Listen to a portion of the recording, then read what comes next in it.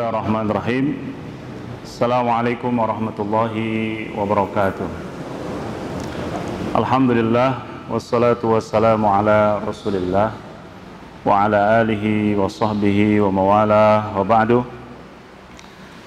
Ikhwani fid din, rahimani wa rahimakumullahu jami'an. Insyaallah ta'ala pada kesempatan kali ini kita akan melanjutkan pembacaan kitab Al-Adabu Al-Mufrad, buah karya dari Imam Besar Amirul Mu'minin fil Hadis Abu Abdullah Muhammad bin Ismail ibn Ibrahim ibn Al-Mughirah bin Barrizbah Al-Ju'fi Al-Bukhari. Biasanya kita mengkaji kitab ini pada hari Ahad pekan ketiga. Kalau tidak salah sudah sampai atau sudah sekitar 10 bab yang kita bacakan, dan sekarang insyaallah kita akan melanjutkan bab-bab berikutnya. Sedikit mereview bahwa kitab Adabul Mufrad ini karya Al-Imam Al-Bukhari adalah kitab beliau yang terpisah dari kitab As-Sahih Al-Bukhari yang kita kenal. Oleh karena itu, ketika para ulama meriwayatkan hadis dari Adab Al-Mufrad, biasanya tidak mencukupkan Ruahul Bukhari, tapi ditambahkan Ruahul Al-Imam Al-Bukhari fi kitabihi Al-Adab Al-Mufrad.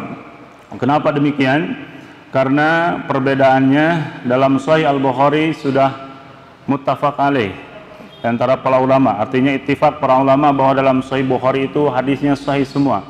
Sementara dalam kitab Al-Adab Al-Mufrad ada yang sahih, ada yang hasan, dan juga ada yang dhaif, ya.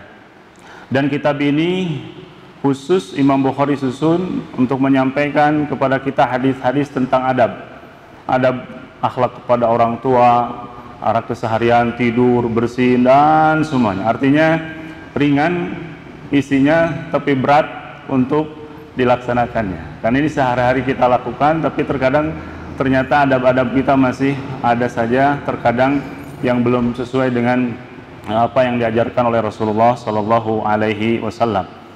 Dan yang akan kita bacakan sekarang, ya, tidak menyusun seperti biasanya kita bacakan, mengingat waktu dan juga memilih hadis yang kira-kira mudah saya menyampaikannya. Bab yang akan kita bacakan pada kesempatan kali ini adalah Babu Qiyamir Rajuli li akhihi. Qala al-Imam Al-Bukhari rahimahullah, Babu Qiyamir Rajuli li akhihi. Bab seseorang berdiri untuk saudaranya, ya, menghormati saudaranya atau menyambut saudaranya. Al-Imam Al-Bukhari mencantumkan dalam bab ini 3 hadis. Kemudian bab selanjutnya yang akan kita baca juga sekalian, Babu Qiyamir Rajul lirrajul al-qa'id. Bab seseorang berdiri untuk seseorang yang lagi duduk. Ya. Pertama, saya ingin menyampaikan apa yang disampaikan oleh Al-Imam Al-Aini, yaitu beliau dalam kitabnya Syarah Al-Bukhari, perkataan Ibnu Rushd, Muhammad Ibn Ahmad Ibnu Rushd, bahwa hukum berdiri untuk seseorang itu ada 4 rinciannya. Hukum berdiri untuk seseorang itu ada 4 rinciannya. Yang pertama adalah mahdzurun.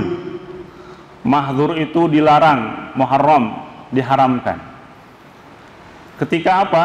An yaqa'a liman yuridu an yuqama ilaihi mutakabbiran wa ta'azzuman minal qa'imin aw alal qa'imina ilaihi.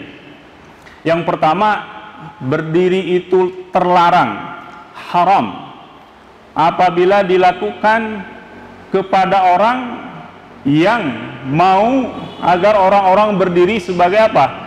Takaburan. Takabur itu sombong, ya. juga ingin diagungkan oleh orang-orang yang berdiri di depannya. Nah, ini adalah yang terlarang. Dan lafaz hadisnya Rasulullah Shallallahu Alaihi Wasallam, hadis Rasulullah Shallallahu Alaihi Wasallam, lafaz hadisnya menggunakan ala, ya, sebagaimana hadis dari Jabir bin Abdullah, yaitu nomor hadisnya 948, dikatakan di sini ishtakan Nabi Sallallahu Alaihi Wasallam, Nabi Sallallahu Alaihi Wasallam sakit, ya, kakinya bengkak karena jatuh dari tunggangannya. Fasallaina wara'ahu wa huwa qa'id. Kami salat di belakang Rasulullah sallallahu alaihi wasallam, berdiri sementara Rasulullah sallallahu alaihi wasallam salatnya duduk. Wa Abu Bakrin yusmi'un nasa takbirahu. Sementara Abu Bakar As-Siddiq mengeraskan suaranya, takbirnya, ya, supaya para makmum bisa mengikuti salat Rasulullah sallallahu alaihi wasallam. Faltafata ilaina fara'ana qiyama. Lalu Rasulullah menengok sedikit dan melihat kami berdiri. Fa asyara ilaina faqa'adna. Kemudian menyuruh kepada kami untuk ikut juga duduk, ya, mengikuti Rasulullah sallallahu alaihi wasallam yang salatnya duduk. Fa shallaina bi salatihi qu'uda falamma sallama qala. Ya, kami pun mengikuti salat Rasulullah ketika sudah salam. Nah ini, in kidtum la taf'alu fi'la farisa war-rumi. Hampir saja kalian melakukan apa yang biasa dilakukan oleh orang-orang Faris, Persia, dan Rum, orang-orang Romawi. Yakumuna ala mulukihim wa hum qu'ud fala taf'alu i'tammu bi a'immatikum in shalla qa'ima fasallu qiyama wa in shalla qa'ida fasallu qu'uda. Kata Rasulullah sallallahu alaihi wasallam, maka orang-orang Persia, orang-orang Romawi itu, ya, yakumuna ala, lihat di sini, yakumuna ala, berdiri, ya, untuk mengagungkan raja-rajanya. Jadi ini misalkan raja di sini, ya, berdiri di sana atau di belakangnya, ya, membawa senjata. Nah, ini adalah berdiri untuk seseorang yang terlarang, yaitu dalam posisi seseorang duduk, kemudian dia berdiri, baik di depan atau di belakangnya, ta'ziman, sebagai pengagungan sebagaimana yang dilakukan oleh orang-orang Persia dan Romawi. Ini adalah duduk yang berdiri yang dilarang oleh Rasulullah sallallahu alaihi wasallam. Ya. Yang pertama tadi mahdzur, ya, berdiri yang dilarang. Yang kedua, kita lanjutkan perkataan Ibnu Rushd adalah makruh. Makruh itu tidak disukai, atau perbedaannya dengan haram. Kalau haram larangannya kuat, kalau makruh larangannya tidak kuat, yaitu an yaqa'a liman la yatakabbar, berdiri, ya, menyambut atau berdiri untuk seseorang yang tidak tidak sombong. Lakin yukhsha an yadkhalahu bisababi dzalika ma yuhdhar. Orang tersebut, ya, tidak ada tanda-tanda kesombongan dalam dirinya, dan tidak ada niatan untuk menyombongkan dirinya agar orang berdiri untuk dia, ya.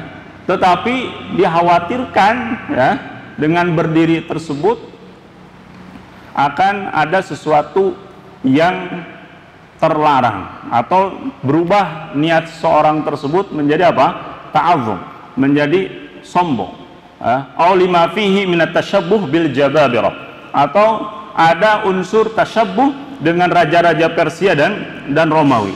Ini hanya kekhawatiran saja, ya. Sebagaimana di dalam hadis nomor 946 yang disebutkan oleh Al-Imam Al-Bukhari, hadis dari Anas ibn Malik, qala ma kana syakhsun ahabba ilaihim ru'yatan minan nabi sallallahu alaihi wasallam. Tidak ada seorang yang paling dicintai oleh para sahabat radhiyallahu taala anhum ketika melihatnya dari Nabi sallallahu alaihi wasallam. Wa kanu idza ra'awhu lam yaqumu ilaihi. Dan para sahabat itu kalau melihat Rasulullah sallallahu alaihi wasallam tidak berdiri. Lima ya'lamuna min karahiyatihi lidzalik, karena mereka mengetahui bahwa Rasulullah sallallahu alaihi wasallam tidak menginginkan penghormatan tersebut. Dan yang ketiga adalah jaiz, ya. Yang ketiga apa? Jaiz, boleh, ala sabilil ikram wal bir, yaitu boleh berdiri, ya, untuk sebagai bir, ya, perbuatan baik kita, baik kepada orang tua, saudara kita, wal ikram, dan memuliakan seorang yang kita muliakan, guru kita dan yang semisalnya, ya. Inilah yang disebutkan oleh Al-Imam An-Nawawi dan juga Imam Al-Baihaqi, dan juga yang dipilih oleh para ulama kontemporer, bahwa ketika kita berdiri untuk menghormati seorang, seperti sebagaimana yang dikatakan oleh Al-Imam Syekh Muhammad bin Shalih Al-Utsaimin, tidak mengapa kita berdiri untuk orang tua kita, untuk saudara kita, untuk guru kita, sebagai apa? Ikraman, penghormatan, ya, sebagai penghormatan. Walaupun beliau mengatakan sebaiknya ditinggalkan kalau tidak apa? Mendatanginya untuk menyalami. Ya, kalau hanya berdiri, misalkan nih, datang masuk masjid, berdiri saja, gitu kan? Tidak mendatanginya untuk apa? Berjabat tangan. Maka sebaliknya itu apa? Dihindari. Walaupun ini tidak apa? Tidak dikuatkan larangannya. Maka disebutkan di sini jaiz.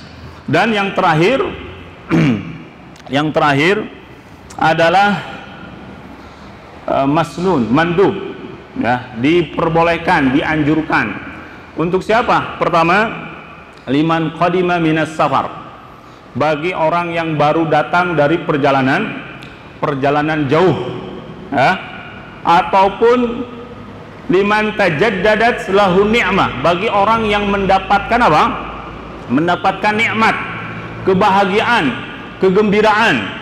Contohnya di sini yang diriwayatkan oleh Al-Imam Al-Bukhari, hadis nomor 944 menceritakan kisah tentang Ka'ab bin Malik, ya. Ka'ab bin Malik, yang hadis ini Imam Al-Bukhari meriwayatkan dari cucunya, yaitu bernama Abdurrahman bin Abdullah bin Ka'ab bin Malik. Anna Abdullah ibn Ka'ab wa kana qa'ida Ka'bin min banihi hina amiya. Abdullah itu, ya, yaitu putranya Ka'ab, qa'id, orang yang menuntun Ka'ab ketika masa tuanya sudah mulai matanya tidak bisa melihat. Qala sami'tu Ka'ab ibn Malik yuhadditsu hadithahu hina takhallafa an Rasulillah sallallahu alaihi wasallam an ghazwati Tabuk. Aku pernah mendengar, kata Abdullah, Ka'ab bin Malik menceritakan kisahnya ketika tidak ikut berperang bersama Rasulullah sallallahu alaihi wasallam dalam peperangan Tabuk, yaitu peperangan yang terakhir kali dipimpin oleh Rasulullah sallallahu alaihi wasallam pada bulan Rajab tahun 9 Hijriah, yang disebut dengan perang Dzatu al-Usrah, perang yang serba kesusahan, paceklik, sehingga Rasulullah sallallahu alaihi wasallam meminta kepada sahabat bahkan menjanjikan surga bagi yang berderma, ya. Maka banyak yang berderma ketika itu, diantaranya siapa? Utsman ibn Affan, sampai mendermakan 1000 dinar hartanya.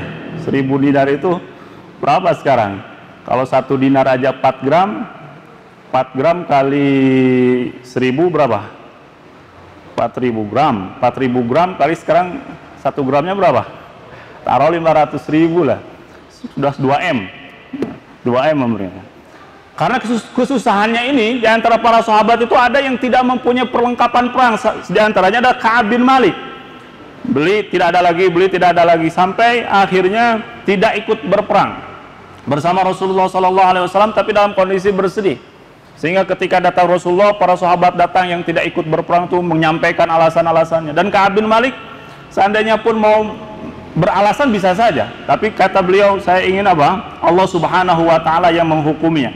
Oleh karena itu Rasulullah SAW menghukumi kalau sekarang itu dengan tahjir, al-hajar, atau yang dikenal dengan kita sekarang social distancing. Jadi Ka'ab bin Malik itu tidak, semua para sahabat tidak boleh ada yang berkata-kata, pokoknya sampai yang orang-orang dekatnya pun tidak ada yang boleh berinteraksi dengan Ka'ab ibn Malik sampai 50 hari ya.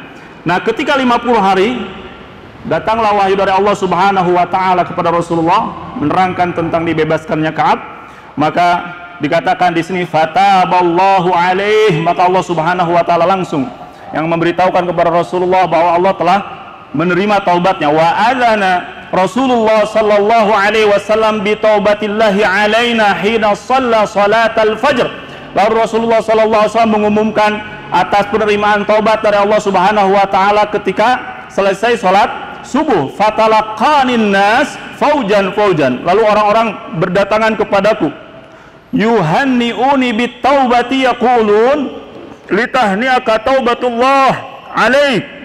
Orang-orang berdatangan mengucapkan selamat wahai Ka'ab, Allah Subhanahu wa Ta'ala telah mengampunimu. Hatta dakhaltul masjid, kemudian aku masuk masjid, fa idza bi Rasulillah sallallahu alaihi wasallam haulahun nas, dan aku melihat Rasulullah bersama para sahabat. Ini syahidnya di sini ya. Faqama ilayya Talha bin Ubaidillah yuharwilu. Ketika aku datang melihat Rasulullah, tiba-tiba seorang berdiri, bersegera menyambutku, menyalamiku. Siapa dia?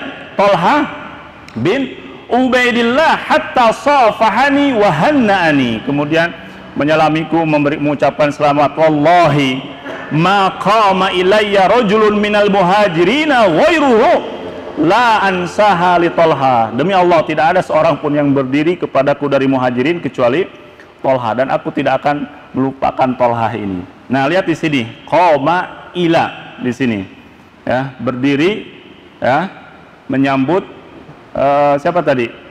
Ka'ab ibn Malik, Talha bin Ubaidillah. Rasulullah sallallahu alaihi wasallam tidak melarangnya. Nah begitupun ketika kita datang tamu atau orang yang baru saja misalkan mendapatkan kegembiraan menikah, misalkan Ustaz Supriyana menikah ya, datang kita berdiri, atau kemarin baru-baru saja ya guru kita Ustaz Ali sama Ustaz Asep mendapatkan MPD, kita pas datang langsung berdiri ya, tidak apa-apa. Nah itu mengungkapkan kegembiraan kita kepada saudara kita ya, ketika awal bertemu. Nah kemudian seorang anak di sini, seorang anak kepada bapaknya atau seorang bapak kepada anaknya, termasuk dalam bir. Ini hadisnya panjang, masih banyak waktunya, saya bacakan lagi, yaitu Fatimah bintu Rasulullah sallallahu alaihi wasallam. Hadisnya dari Aisyah radhiyallahu taala anha. Ya. Apa yang disebutkan oleh Aisyah? Ma ra'aitu ahadan minan nasi kana ashbaha bin nabi sallallahu alaihi wasallam kalama wala haditha wala jilsatan bin Fatimah. Aisyah mengatakan, aku tidak melihat seorang yang lebih serupa dengan Rasulullah dalam tutur katanya, cara duduknya, cara duduknya, cara bicaranya dari Fatimah. Qalat wa kana an-nabiy sallallahu alaihi wasallam idza ra'aha qad aqbalat rahaba biha thumma qama ilaiha faqabbalaha. Rasulullah itu kalau melihat Fatimah datang, dia segera menyambutnya dengan hangat, kemudian berdiri ya, menciumnya, kemudian thumma akhadha biyadiha faja'a biha hatta yujlisaha fi makani, kemudian dibawa ke dalam ya, disimpan di tempat duduknya. Wa kanat idza ataha an-nabiy sallallahu alaihi wasallam rahabat bihi thumma qamat ilaihi faqabbalathu. Begitupun sebaliknya, Fatimah ketika datang ayahnya Rasulullah sallallahu alaihi wasallam, dia menyambutnya dengan hangat, ya, berdiri kemudian menciumnya. Wa annaha dakhalat 'ala nabi sallallahu alaihi wasallam fi maradihi alladhi qubida fi. Kemudian pada suatu hari Fatimah pun masuk kepada Rasulullah sallallahu alaihi masuk ke rumah Rasulullah sallallahu alaihi wasallam, dan ketika itu Rasulullah sallallahu alaihi wasallam dalam kondisi sakit sebelum meninggalnya. Farahaba wa qabbalaha. Rasulullah pun menyambutnya, menciumnya, wa asarra ilaiha, dan berbisik. Fabakat. Lalu Fatimah menangis. Summa asarra ilaiha, kemudian berbisik lagi. Fabahikat, kemudian tersenyum. Ya, faqultulin nisa. Aisyah mengatakan kepada para kaum wanita yang hadir ketika itu, in kuntu la ara anna li hadhil mar'ah fadlan 'ala nisa. Sungguhnya Fatimah ini mempunyai kelebihan di antara para wanita. Fa idza hiya minan nisa bainama hiya tabki idza hiya tadhak fas'altu. Aisyah merasa ini kenapa barusan nangis kemudian tersenyum. Fasa'altuha, aku pun bertanya, ma qala laki, qalat inni idzan labadhira. Kalau aku mengabarkan, menginformasikan apa yang disampaikan oleh Rasulullah kepadamu, berarti aku ini seorang yang membuka rahasia. Falamma qubidan Nabi sallallahu alaihi wasallam, ketika Nabi sallallahu alaihi wasallam sudah meninggal, faqalat asarra ilayya, baru Fatimah mengatakan asarra ilayya faqala inni mayyitun. Rasulullah sallallahu alaihi wasallam ketika berbisik kepadaku mengatakan aku ini sebentar lagi mau meninggal. Fabakaitu, aku pun menangis. Summa asarra ilayya faqala, kemudian berbisik lagi. Faqala, dan dia mengatakan innaki awwalu ahli biluhuqa. Sesungguhnya engkau itu adalah keluargaku yang paling pertama akan bertemu denganku. Fasurirtu bidzalik wa ajabani, dan aku pun gembira dengan informasi itu. Ini pun dalil apa? Bolehnya berdiri tadi. Qama ila, ya, qama ila. Nah, ini yang yang keempat adalah berdiri yang dibolehkan untuk menyambut seseorang ketika datang dari perjalanan jauh, atau berdiri ketika bertemu dengan seorang yang ketika itu mendapatkan kegembiraan, atau sebaliknya mendapatkan musibah, sebagai bela sungkawa kita terhadap orang tersebut, ya. Dan selanjutnya yang terakhir, bagaimana kalau kasusnya kita lagi duduk di sini, tiba-tiba orang masuk, ya, ya.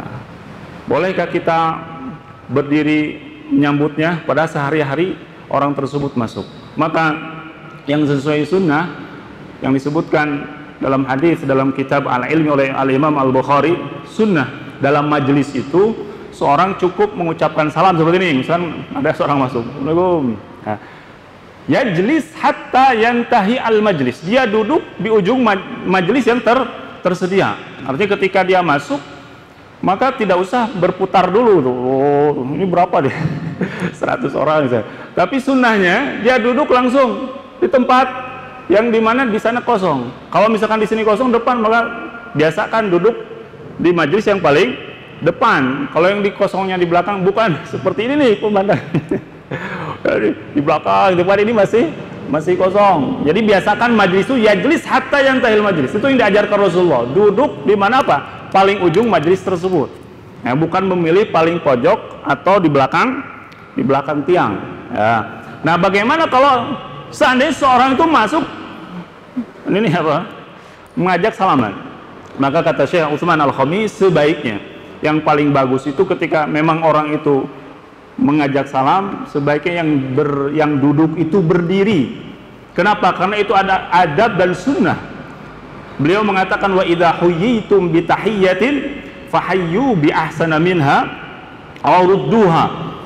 Apabila kita diberikan tahiyat, maka balas yang lebih baik atau yang sesuai. Maka beliau mengatakan an yatasawa baina tarafain. Orang yang salaman itu harus seimbang. Kalau yang mengajarkan salam berdiri, maka dia pun harus berdiri. Nah, itu yang adab yang diajarkan oleh Rasulullah Sallallahu Alaihi Wasallam. Adapun kalau misalkan kita sudah tahu ketika ada majelis seperti ini, cukup datang kemudian duduk. Kalaupun harus terpaksa salaman, kalau orang yang lebih tua dari kita yang di bawah, maka kita lebih duluan duduk. Jangan sampai dia harus berdiri, tapi kita lebih dulu duduk kemudian salaman. Ini adab-adab duduk yang disebutkan hadisnya oleh Al-Imam Al-Bukhari. Yang pertama, duduk ya. Dari tadi duduk terus. Tadi berdiri. Pertama mahdzur, terlarang, yaitu berdiri bagi orang yang memang niatnya ta'zim, takabur, menyombongkan diri seperti raja-raja Persia dan Romawi. Yang kedua makruh bagi orang yang dikhawatirkan timbul rasa itu. Dan yang ketiga apa tadi? Jaiz boleh berdiri untuk menghormati orang tua, saudara kita, tapi lebih utama ditinggalkan kalau tidak apa? Berjabat tangan. Ini artinya berdiri aja celegedeg gitu kan. Gak ada gerakan. Maka dalam hadis lain dikatakan man ahabba an yatamassal lahun nas qiyaman. Yatamassal, tamsil itu kan gini, berdiri seperti patung ini, masuk atau ada orang mau keluar ataupun apa di belakang itu seperti ajudan dan sebagainya, kecuali dibutuhkan sebagai ajudan untuk keamanan dan sebagainya, raja-raja seperti yang dilakukan oleh Mughirah bin Syu'bah ketika sulh Hudaybiyah. Beliau memegang pedang di belakang Mughirah bin Syu'bah, Rasulullah duduk di sini, Suhail bin Amr dan Quraisy di sana. Jadi ta'ziman li Rasulillah wa tahwinan li kufar Quraisy. Itu boleh saja sesuai dengan hajat dan kebutuhan. Dan yang terakhir tadi apa? Yang masnun, ketika datang seorang dari kejauh-jauh, terus apa lagi? Dapat nikmat, dapat musibah dan yang lainnya. Wallahu a'lam bishawab. Assalamualaikum warahmatullahi wabarakatuh.